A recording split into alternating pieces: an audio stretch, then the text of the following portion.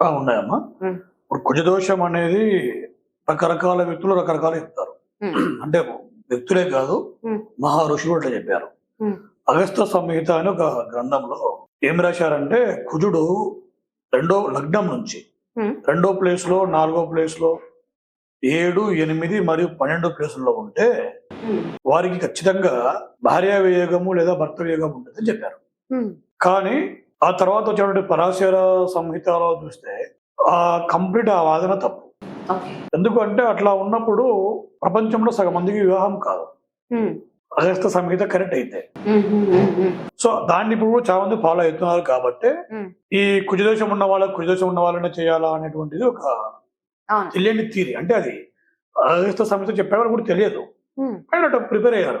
కానీ ఇక్కడ 2 వర్గాలు ఉంటాయి, ఉమ్, గురువర్గము అండ్ శని వర్గం అని ఉంటుంది. ఉమ్, ఏ జట్టు బి జట్టు మాదిరి, ఉమ్, క్రికెట్ టీమ్స్ మాదిరి.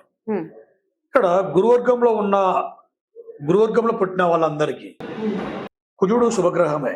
ఉమ్, అంటే వారికి ఎవరికి కుజదోషం ఉండదు. ఓకే.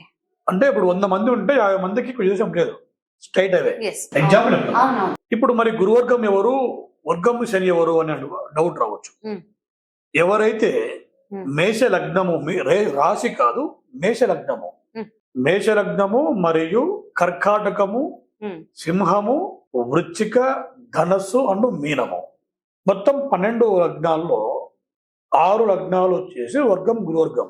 ఉమ్, వీరికి కుజదోషమే లేదు. ఓకే.